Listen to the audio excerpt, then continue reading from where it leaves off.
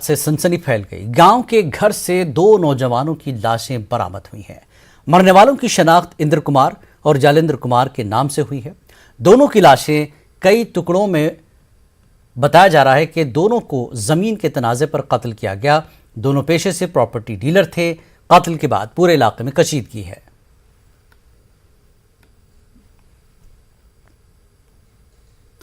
NDA की सदारती उम्मीदवार द्रौपदी मुर्मू आज पटना पहुंची। हवाई अड्डे पर एनडीए के रहनुमाओं ने उनका इस्तकबाल किया। द्रौपदी मुर्मू ने वजीर आला नीतीश कुमार से मुलाकात की। मुर्मू हिमायत की अपील करने पटना पहुंची हैं। तो मैं आग्रह करना चाहूंगी, इस बेटी को एक बार भारत माँ की सेवा करने के लिए मुझे मौका देंगे। मैं मेरे पूर्वी राष्ट्रपतियों ने जैसे काम किए हैं वो महान हैं, हम सबके नमस्य है। मैं उनको प्रणाम करती हूँ। मैं उनके तरह नहीं हो पाऊंगी, लेकिन मेरे जैसा मैं होंगी। इस पद पे रहूँ या ना रहूँ, ये मिट्टी क्योंकि मेरे आगे नहीं कि पीछे नहीं, कि केवल मेरा देश है, मेरी धरती मेरी माँ है। वज़ीर आला नीतीश कुमार ने कहा कि मुझे भरोसा है कि द्रौपदी मुर्मू भारी अक्सरियत से कामयाबी हासिल करेंगी।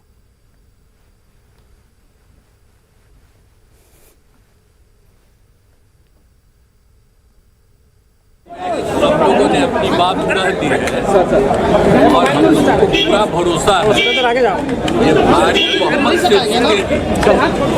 समझ गए सर? आपने कहा सर बिहार के लिए खुशी, उड़ीसा भी सर खुशी की बात करें सर, आप तो जानते हैं हमने सारी बात कह दी।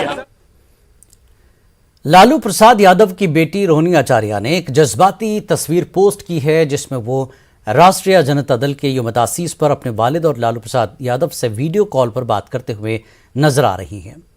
रोहिणी की आंखों में आंसू हैं और वालिद लालू प्रसाद यादव अस्पताल में दाखिल हैं। वो ऑक्सीजन पर हैं और रोहिणी रोती हुई नजर आती हैं। आपको बताते चलें कि इस तस्वीर में लालू काफ़ी कमज़ोर नजर आ रहे हैं। फोटो शेयर करते हुए लालू यादव की बेटी रोहिणी ने लिखा कि मेरा हीरो और माई बैकबोन पापा।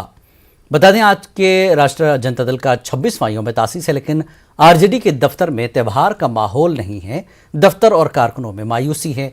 दरअसल ये मायूसी इसलिए है कि लालू प्रसाद यादव इस वक्त अस्पताल में हैं, जिसकी वजह से पार्टी के यौम तासीस पर किसी किस्म की कोई तकरीब मुनक्किद नहीं की जा रही है।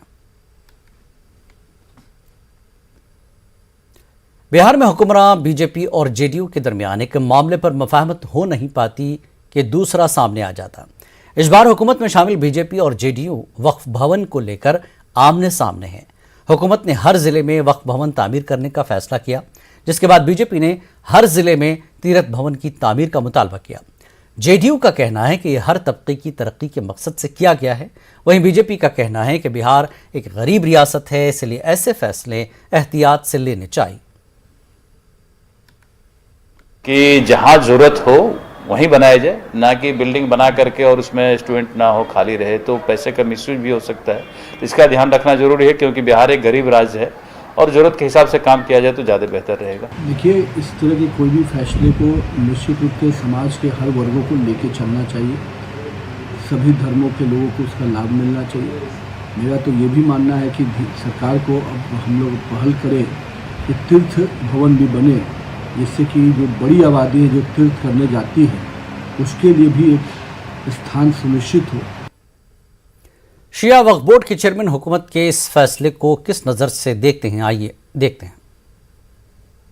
वक्फ भवन जो है वहाँ बच्चों के लिए मुस्लिम स्टूडेंट्स के लिए वहाँ सबसे पहला तो मैरिज हॉल होगा, उसमें कोचिंग इंस्टीट्यूट होगा, उसमें कोचिंग कराई जाएगी। जैसे यहाँ आपके हज भवन में कोचिंग कराई जाती है, हर ज़िले में मुसलमानों को बीपीएससी का, पुलिस का, सिपाही का, दरोगा का, ये जुडिशरी का, ये कोचिंग करवाने का हमारी सरकार ने ये संकल्प लिया है कि वहाँ सारी लाइब्रेरी रहेगी, कमरे हैं, हॉल हैं जहाँ कोचिंग किया जा सकता है, और उसमें मैरिज हॉल भी है।